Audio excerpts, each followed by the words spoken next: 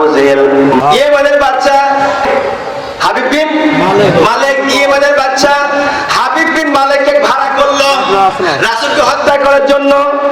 আবু জেহেল হত্যা করার জন্য চিঠি লিখেছে হাবিব বিন মালিকের কাছে, চিঠি লিখেছে, লিখে বলছেন, হাবিব বিন মালিক, আমার এলাকায় নতুন নবী আসছে, যিনি নতুন নবী দাবি করেছে, আসলে সে নবী না, নবী হলাম আমি, আমাকে আল্লাহ নবী বানাইছে, কিন্তু জিবরাইল ফেরেশতার মারফতে গোপনে গোপনে আলাপ করে আমার এলাকার যুবক ছেলে, বাপ নেই, কিছু নেই, একেবারে এতিম সন্তান, না আছে সম্পত্তি, না আছে টাকা পয়সা, না আছে বাড়ি গাড়ি, আমি কিচ্ছু নেই তার, বরং আমার সবকিছুই আছে। তার মানে হাবিব বিন মালিক, আপনি আসেন, আপনার জন্য একটা স্বর্ণের চেয়ারের ব্যবস্থা করেছি আমি, আর একটা রূপার চেয়ার আমার বসার জন্য ব্যবস্থা করব। আমি হলাম ওই মিটিং এর সভাপতিত্ব করবো, আপনি হলেন ওই মিটিং এর প্রধান হইতে থাকবেন। হাবিব বিন মালিকের কাছে চিঠি পৌঁছায় গেল। হাবিব বিন মালিক চিঠির উত্তর দিচ্ছে, চিঠি উত্তরে লিখলো, আবু জেহেল নেতা, আপনি আমাকে যাওয়ার জন্য আহ্বান করেছেন, শোনেন, আমি আপনার আহ্বানে তাকে সাড়া দিব, তবে শুনুন, আমি যদি সেখানে যাই মুহাম্মদ সাল্লাল্লাহু আলাইহি ওয়াসাল্লামকে কি করে মারবো, তাকেও আপনি দাওয়াত করবেন, দাওয়াত করার পরে তাকে আপনি একজন গেস্ট হিসাবে কাছে রাখবেন। আপনি বিরক্ত হচ্ছেন নাকি? আপনি গেস্ট হিসাবে কাছে রাখবেন, তবে শুনুন, এলাকার গণ্যমান্য ব্যক্তিকে আপনি হাজির রাখবেন। কেননা যেদিনকে মিটিং কল করবেন, মিটিং কল করার পরে লোকজন যদি থাকে, তাহলে পরে মুহাম্মদ সাল্লাল্লাহু আলাইহি ওয়াসাল্লামকে আমি অনেক প্রশ্ন করতে পারবো, অনেক প্রশ্ন করলে পরে প্রশ্নের উত্তর দিতে না পারলে তাকে মারবো, তার আগে তাকে মারা যায় না, খামাখাই একজন মারা যায়। হাবিব মালিক চিঠির উত্তর দিল আবু জেহেলকে, আর একটা গোপনে চিঠি লিখলো রাসূলের কাছে। রাসূলের কাছে হাবিব মালিক চিঠি লিখে বলছেন, ও আল্লাহর পয়গম্বর, আল্লাহর নবী গো, আপনি বলেন দয়ার নবী, মায়ার নবী, আমি শুনেছি আপনি নবী দাবি করেছেন, তবে মনে রাখি দিন, আপনি যে নবী, আপনি যে পয়গম্বর, আপনার কথা ছড়িয়ে পড়েছেন, আমি আপনাকে কয়েকটা প্রশ্ন করব, ওই প্রশ্ন যদি উত্তর দিতে পারেন, আমি হাবিব বিন মালিক আপনার হাতে হাত দিয়ে কালেমা পড়ে মুসলমান হয়ে যাব। সুবহানাল্লাহ। একথা বলে পরে আল্লাহর পয়গম্বরের কাছে চিঠি চলে আসছে গোপনে, আর অপর দিক দিয়ে আবু জেহেল চিঠি লিখেছে আল্লাহ রাসূলের কাছে। চিঠির মধ্যে লিখেছেন, আব্দুল্লাহর গোলাম মুহাম্মদ, ভাতিজারে শোনো, সাল্লাল্লাহু আলাইহি সাল্লাম, তোমাকে আমি আহ্বান করেছি, আমরা এখানে একটা মিটিং কল করেছি, এই মিটিং এর প্রধান হইতে বানানো হয়েছে ইয়েমেনের বাচ্চা হাবিব বিন মালিককে। ইয়েমেনের বাচ্চা হাবিব বিন মালিক এই তারিখে, এই দিনে, এই সময় আসবে, ভাতিজা তুমিও আসবা, তোমার দাওয়াত থাকলো, তুমি হলো অতিথি হইবা। দুইটা চেয়ারের ব্যবস্থা করেছি, একটা সুন্দর চেয়ার, ওই চেয়ারে হাবিব বিন মালিক বসবে, আর একটা চেয়ার রূপার চেয়ার, ওই রূপার চেয়ারে আমি সভাপতি হিসাবে আবু জেহেল বসবো। আবু জেহেল বলে রূপার চেয়ারে বসবে, আর স্বর্ণের চেয়ারে বসবে হাবিব বিন মালিক, ইয়েমেনের বাচ্চা। আল্লাহর নবী জনাবি মুহাম্মদুর রাসূলুল্লাহ সাল্লাল্লাহু আলাইহি সাল্লামের কাছে চিঠি পৌঁছানোর আগেই ওই চিঠিটা পৌঁছায় গেল হযরত আবু বকরের হাতে। হয়তো আবু বকর আদমও চিঠি পড়ে, আর চিঠি পড়ার পর বারবার আকাশের দিকে চাইয়া চোখের পানি ছেড়ে কান্দে, চোখের পানি ছেড়ে কান্দে, মাবুদ গো, দুনিয়াটা যার জন্য সাজাইছো, সেই নবী আজ কি চেয়ারে বসবে না মাটিতে বসবে? হাবিব বিন মালিক ইয়েমেনের বাচ্চা বসবে স্বর্ণের চেয়ারে, আর আবু জেহেল বসবে রূপার চেয়ারে। রে আল্লাহ, আর আমার নবী আমার সামনে মাটিতে বসবে, আমি রাসূলের সাহাবী, কি করে সহ্য করব? ও মালিক, আমার তো সহ্য হয় না, তুমি মেহেরবানিকে একটা ফয়সালা করে দাও। একদিন চলে যায়, 2 দিন চলে যেতে লাগে। আল্লাহর পয়গম্বর আল্লাহ নবী মুহাম্মদ সাল্লাল্লাহু আলাইহি সাল্লাম আর আবু বকরের সঙ্গে দেখা হয়ে যখন যায়, হয়তো আবু বকর ডেকে বলছেন, আবু বকর, 2 দিন যাবত হয়ে যাচ্ছে না, আবু বকর আমার সঙ্গে তেমন একটা কথা বলো না, আমার সাথে দেখাও করো না, বুঝছি না ব্যাপারটা কি, কি হয়েছে বলো দেখি শুনি। আমি শুধু এতটুকু তোমার দেখছি, পকেট থেকে যেন কি একটা বাইর করে পড়ো, এরপরে আকার দিকে চাইয়া চোখের পানি ছেড়ে দিয়ে কান্দরে আবু বকর। এরপরে তুমি আমার পকেটে বলে চিঠিটা রেখে দাও, চিঠিটা কিসের চিঠি আবু বকর, আমার একটু শোনানা দেই শুনি, কি হয়েছে আবু বকর? আর আবু বকর বলি, ইয়া রাসূল, আমি আর কি বলবো? যেই বলছে আমি আর কি বলবো? নবীজি বলছে, আবু বকর তোমার কোনো বলার দরকার নাই, আমি বলি তুমি শোনো, তুমি যেই ব্যাপারে পেরেশান রয়েছো, রাসূল মাটিতে বসবে, স্বর্ণের চেয়ারে ইয়েমেনের বাচ্চা হাবিব বিন মালিক বসবে, আর রূপার চেয়ারে বসবে আবু জেল, তুমি এই পেরেশানির মধ্যে সময় কাটাচ্ছ আর আকাশ দিকে চায় কাঁদতেছ। আবু বকর, আবু বকরে শুনে রেখে দাও, স্বর্ণের চেয়ারে কেউ বসতে পারে না, বসবেন তিনি যিনি হলেন রাহমাতাল লিল আলামিন। আবু বকর শুনে রেখে দাও, ওই স্বর্ণের চেয়ারে রাসূল বসবেন, যা ইয়ামেনের বাদশা বসতে পারবেন। আল্লাহু আকবার। আবু বকরে রূপার চেয়ার যেটা রাখা হয়েছে, আবু জেহেল বসবে বলে আবু জেহেল চিঠি লিখেছে, আবু বকর শোনো, রূপার চেয়ারে আমার সাহেব আবু বকর বসবে। আমার ভাইরা, আর আবু বকর ছিলেন, বলেন হুজুর আমার পেরেশানি দূর হয়ে গেল। পকেট থেকে চিঠি বাই করে বলছেন, হুজুর এইলাম তো আপনার চিঠি, আমার দরকার নাই, যেই পেরেশানি ছিলাম ওই পেরেশানি আমার দূর হয়ে গেছে। নবীজি বলছেন আবু বকর, এটা গেল এক নম্বর কথা। দুই নম্বর কথা শোনো আবু বকর, আমার সাহেব আবু বকর শোনো, ইয়েমেনের বাদশা যখন মিটিং এ আসবে, আসার পরে আমি রাসূল আমার হাতে হাত দিয়ে কালেমা পড়ে মুসলমান হয়ে যাবে। আবু বকর খুলতে বাগবাগ সময় হয়ে গেছে, 3 তারিখ অনুযায়ী আল্লাহ নবীর সঙ্গে আবু জেহেলের মিটিং এ রওনা করেছে। আল্লাহর পয়গম্বর আবু বকর দুইজন মিলে, হয়তো আবু বকর আগে যায়, রাসূল পিছে যায়, কিন্তু মাঝে মধ্যেই আল্লাহ নবী আগে আগে হেঁটে যায়, পিছে আসে না। আর আবু বকর দৌড়ে আগে যাবে, রাসূল আগে ফেলায়, তাই সে নিজে আগে যায়। আর আবু বকর পিছে যায়, নবীজি তাকে দেওয়ায় আগে যায়। আবার আবু বকর ঘাবড়িয়ে যায় রাসূলের সামনে আগে যাওয়ার জন্য, কেন না নবুয়তি ধার, নবুয়তি মর্যাদা, নবুয়তি যে ভাব রয়েছে, এই ভাবটা সহ্য করার ক্ষমতা আবু বকরের নাই। আল্লাহ নবী আগে যায়, আবু বকর আগে যাইতে পারে না। কিছু দূর যাওয়ার পর ঘাবড়িয়ে গেছে। আবু বকর বলেন, ইয়া রাসূলুল্লাহ, বারবার আমি চিন্তা করি রাসূল আপনাকে পিছিয়ে ফেলাই আমি আগে যাব, একবারের জন্য আপনাকে পিছিয়ে ফেলাইয়া আমি আগে যেতে পারছি না হুজুর। কারণটা কি হুজুর? আমি আপনাকে পিছিয়ে রেখে আগে যেতে চাই, আমি আপনাকে পিছিয়ে রেখে আগে যেতে পারছি না, ব্যাপারটা বুঝে তাড়াতাড়ি যান কেন? রাসূল বললেন, আবু বকর আমি তো আগে যাই না, আমার আল্লাহ আমাকে আগে লেটাই, আমি আগে যাই। আবু বকর রে, ও আবু বকর তুমি আগে যাইবা কেন আমাকে পিছিয়ে রাখিয়া? হয়তো আবু বকর বলেন, ইয়া রাসূলুল্লাহ, আল্লাহর বন্ধু গো, আল্লাহর পয়গম্বর, আল্লাহর নবী গো, এই জন্য আপনাকে পিছিয়ে রেখে যেতে চাই। যদি আপনাকে দাওয়াত দিয়ে রাস্তার উপরে আক্রমণ করে, আল্লাহর পয়গম্বর দুনিয়া থেকে বিদায় হয়ে চলে যাবে আর আমি আবু বকর বেঁচে থাকবো, এটা আমার দ্বারা কোনোদিন সম্ভব নয়। ইয়া রাসূলুল্লাহ, কাফের মুশরিক বেদিনরা আপনাকে দাওয়াত করে নিয়ে যাচ্ছে, নিয়ে যাওয়ার পরে আক্রমণ করে, আমি আবু বকর আমার জীবন থাকতে, জান থাকতে, সমস্ত শরীর টুকরো টুকরো করে কাফেরদের তলোয়ারে আমি হয়ে যেতে যাই, হয়ে যাব, তবু আল্লাহর নবীকে আমি বাঁচাতে চাই। আর নবীর আগে আমি আবু বকর যেন দুনিয়া থেকে বিদায় হয়ে যেতে পারি। আল্লাহ নবী আবু বকরকে নিয়ে যাইতেছে, মিটিং এর মঞ্চের দূর থেকে দেখা যাচ্ছে আবু বকর রাসূল পাক সাল্লাল্লাহু আলাইহি ওয়াসাল্লাম আসছেন। আবু জেহেল এই যে ইয়েমেনের বাদশা চলে আসছে ইতিমধ্যে। আবু জেহেল ইয়েমেনের বাদশাকে বলছে, আপনি চেয়ারে বসেন। ইয়েমেনের বাদশা বলে, আপনি বসেন। দুইজনে ঠেলাঠেলি চলতেছে, কিন্তু এই দুই চেয়ারের দুইটা গোপন তথ্য রয়েছে, গোপন তথ্য কেউ কাউকে বলছে না। অমন সময় দূর থেকে যখন দেখা যায় আবু জেহেল ইয়েমেনের বাদশা, তারে দেখে বলছেন, ওই যে আসছে সেই নতুন নবী, ওই যে আসতেছে, ওই যে আসছে সেই নতুন নবী, ইনি সেই নবী দাবি করে সেই নতুন নবী আসতেছে। আল্লাহ রাব্বুল আলামিন পবিত্র কোরআনে কারিমার মধ্যে সে কথা সুন্দর করে কোট করেছেন, কুল মা কুনতু বিদআম মিনার রাসূলি ওয়া মা আদরি মা ইফআলু ফি ওয়ালাদিকুম ইন আত্তাবিউ ইল্লা মা ইউহা ইলাইয়া ওয়া মা আনা ইল্লা নাযীরুম মুবিন।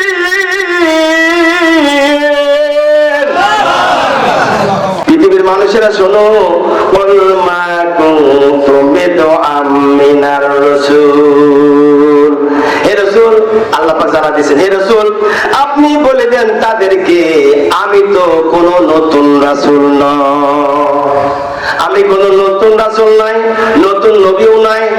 আমার আল্লাহ রাব্বুল আলামিন জানা দিলেন, ওয়ামা আদরি মা ইফআলু ফি ওয়ালা বিকুম, আমারও তোমাদের ভবিষ্যৎ কি আমি রাসূল এটাও জানি না।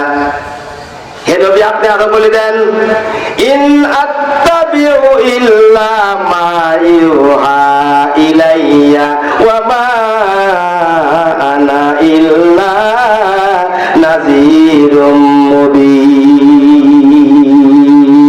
হে নবী, আপনি বলে দেন, প্রত্যাদেশ পালনই আমার কাজ। আমি তো একটা সুস্পষ্ট সতর্কবাণী ছাড়া, সতর্ককারী ছাড়া কিছু নাই। আমি যা আমার কাছে আছে তোমাদেরকে সতর্ক করে দিই, সতর্কতা অবলম্বন করে চলবা দেখি আমি নবী তোমাদের কাছে মনে করে দিই। আবু জেহেল ইয়েমেনের বাদশা হাবিব বিন মালিককে বলছে, ওই যে নতুন রাসূল আসছে ইয়েমেনের বাদশার ব্যাপারে আল্লাহ রাব্বুল আলামিন কোরআনে কারিমে সে কথা কোট করেছেন যে আমি কোন নতুন রাসূল না, এই রাসূল আপনি বলে দেন। নবীজি বলে দিলেন। অমন সময় আবু জেহেল সামিরার পিছন দিয়ে পালায়ে যাচ্ছে। ইয়েমেনের বাদশা হাবিব বিন মালিক বলেন, নেতাজি পালায়ে যান কোথায়, আপনি আমাকে নিয়ে এসে দাওয়াত দিয়ে। আল্লাহু আকবার। আবু জেহেল বলে, আমি পলাই না। তাহলে পিছনে যান কেন? পিছনে পর্দার ভেদ করে পালাচ্ছেন, ব্যাপারটা কি? এখানে চেয়ারে বসেন। আবু জেহেল বলে, চেয়ারে বসবো কেমন করে? ওই যে নতুন নবী আসছে, এই নতুন নবীটা আসার আগে একটা সাপ পাঠা দিয়েছে, ওই সাপটা আমার চেয়ারে বসে বলছে, আবু জেহেল খবরদার চেয়ারে বসতে পারবা না, যে চেয়ারে বসো, এই যে দেখছো আমার মুখ, এই মুখখানির ভিতরে তোমাকে ঢুকাইয়া এক কামড়ে শেষ করে দেব, তোমার চিহ্নই থাকবে। আল্লাহু আকবার। হাবিব বিন মালিক বলেন, নেতাজি আমার তো তাই দোষ, আমার মাজা ধরে গেছে দাঁড়া থাকতে থাকতে, বসবো বসবো করে চেয়ারের দিকে আগায় যায়, কিন্তু দুইটা সাপ, এই যে হাতা দেখা যার চেয়ারের, এই হাতার উপরে দুইটা সাপ ফোনা ধরে বসে আছে। আমাকে বলছে, ইয়েমেনের বাদশা হাবিব বিন মালিক সুন্দর চেয়ারে তুমি বসতে পারবা না। এই সুন্দর চেয়ারে যিনি বসবেন তিনি হলেন আল্লাহ পাকের রহমাতুল আলামিন পয়গম্বর, আল্লাহ নবী, আল্লাহর দোস্ত, আল্লাহর বন্ধু, পিয়ারা হাবিব জনাবি মুহাম্মদুর রাসূলুল্লাহ সাল্লাল্লাহু আলাইহি সাল্লাম এই চেয়ারে বসবে। খবরদার ইয়েমেনের বাদশা হাবিব বিন মালিক এই চেয়ারে তুমি বসতে পারবে না। হাবিব বিন মালিক চেয়ারে না বসিয়ে দাঁড়ায় থাকলো। ইতিমধ্যে নবীজি চলে আসছে। হাবিব বিন মালিককে দেখে বলছেন, আপনারা চেয়ারে বসেন, যেহেতু চাচা হয় আবু জেহেল, সম্মান দেওয়ার দরকার আছে না নাই? যদিও কাফের সম্মান দেওয়ার দরকার আছে। আল্লাহ নবী বলছেন, চাচা আপনি এই চেয়ারে বসুন। বসতে যখনই যায় তখনই সাপ ফোনা করে। আবু জেহেল ভয়তে পিছে চলে যায়। ইয়েমেনের বাদশা রাসূলকে দেখে বলছেন, ইয়া রাসূলুল্লাহ আপনি বসেন। রাসূল বলছে, ইয়েমেনের বাদশা আপনি নিজেই বসেন চেয়ারে। কয় না হুজুর, আমি বসবো না।